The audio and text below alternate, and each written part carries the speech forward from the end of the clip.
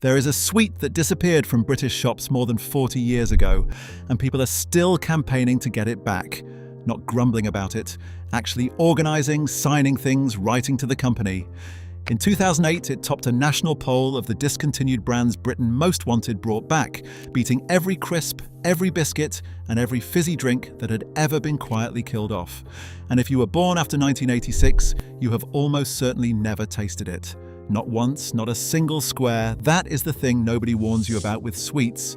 Cars get restored, records get reissued, old television gets put back on iPlayer. But when a confectioner shuts a production line down, the recipe goes into a drawer, the factory gets sold and turned into flats, and the taste is simply gone. There is no archive footage of a flavour, so here are 15 of them.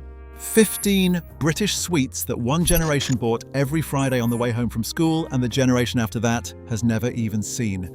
Some faded out quietly. Some were killed by an accountant looking at a spreadsheet.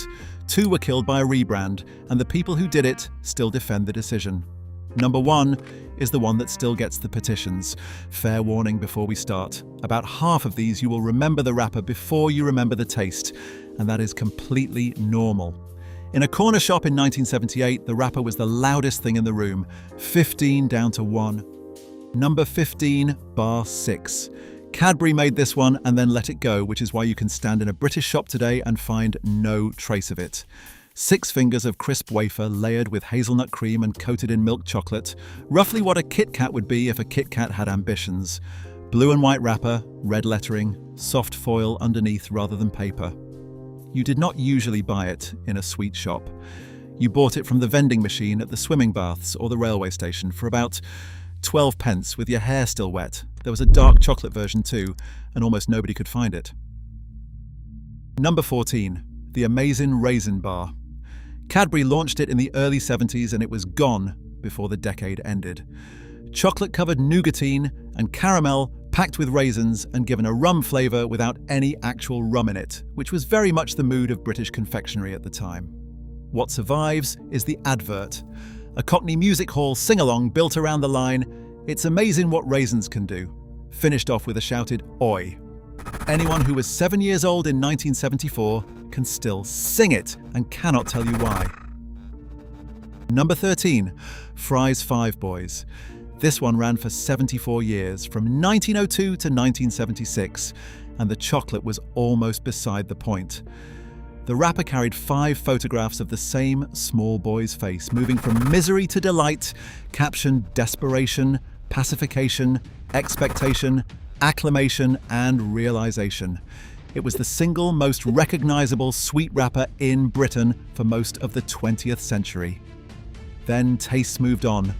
Cadbury tidied the range, and a bar that had survived 2 world wars went out without much of a funeral. Number 12, Cabana. Roundtrees, the 80s into the early 90s. Coconut, soft caramel, and glaced cherry all wrapped in milk chocolate, which sounds like a dare, and was actually rather good. The advert rewrote the Banana Boat song into "Come, Mr. Magic Man, make me a Cabana," and sold the whole thing as tropical magic at a point in history when most of Britain had never been anywhere tropical. It is the cherry people, remember. You either loved that cherry or you picked it out. Number 11, Banjo. Banjo has died twice, which is unusual. The first version was a chocolate wafer bar that vanished back in 1954. The name came back in 1976 as something completely different. A twin bar with a layer of chopped peanuts under the chocolate, sold in a navy blue wrapper with yellow lettering. There was a coconut version in red. It got a serious television campaign and a good run through the late 70s, then faded through the 80s and was gone. 2 bars in a pack, so you either shared it or you did not, and that told people quite a lot about you. Number 10, Pacers. Here is a sweet that was selling perfectly well and got killed by its own marketing department. It launched as Opal Mints, a plain white chewy spearmint, and it worked. Then around 1976, Mars renamed it Pacers, swapped the spearmint for peppermint, painted 3 green stripes down each sweet, and built the adverts entirely around sport and fitness, with the line "Peppermint striped for 2 mint freshness." Celtic themselves got nicknamed the Pacers because of the kit. The sweet itself was fine. It was dead by 1985 anyway. Number 9. Secret. A bar that was too well made to be allowed to live. Rowntree Mackintosh built it in the late 80s as a whipped mousse centre, close to the filling of a walnut whip, surrounded by a coating of fine chocolate strands that looked like a bird's nest. It looked expensive because it was expensive. The problem was never that people did not buy it. The problem was the nest.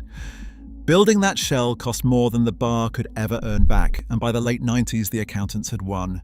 Nothing on a British shelf has looked like it since. Number 8. Fry's 5 Centres. 58 years on sale from 1934 to 1992, and it is the closest thing British chocolate ever had to a lucky dip. 1 bar, 5 fondant centres, orange, raspberry, lime, strawberry and pineapple, all under dark chocolate. Everybody had a preferred order, and everybody had the one they saved for last. The lime is the one people argue about. Fry's Turkish Delight survived. This did not, and there is no good reason for it beyond the fact that fondant went out of fashion. We are about to hit the 2 bars killed by a rebrand rather than by poor sales, and then the top 3 ending on the one Britain actually voted to bring back. Before we get there, pause and put it in the comments. Which sweet do you miss the most? Not the famous one, the one you would buy today if a shop had it. I go through the comments on every video, and everybody's answer to this one is different, and everybody is certain. And since you are already paused, one more thing. Number 1 won a national vote and still never came back. Now, the top 7. Number 7. Treets. You have almost certainly eaten one of these in the last year without knowing it. Mars launched Treets in Britain in the 60s in 3 packets, peanut in yellow, toffee in blue, and chocolate in brown, and gave them the line, "Melt in your mouth, not in your hand," from 1967. Mars stopped making them in 1988 and split them up. The chocolate ones became minstrels. The peanut ones became Peanut M and M's. The toffee ones became relays and then died properly. So 2/3 of Treets are still in your local shop wearing a different name, and the toffee ones are simply gone. Number 6. Marathon. In Britain and Ireland, it was Marathon from 1968, and the reason for the different name is exactly as daft as you hope. Mars did not want to sell a bar called Snickers here because it sounded too close to knickers. Then in 1990, head office decided global consistency mattered more than a 30-year-old British name, and Marathon was gone overnight. The bar did not change. Only the word did.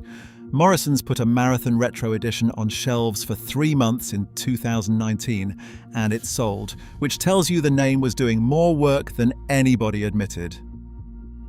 Number 5. Opal Fruits. Same story, worse crime.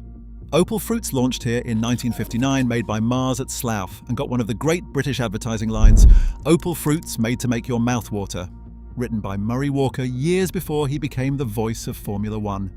The name was phased out in 1998, so the sweet could be starburst everywhere.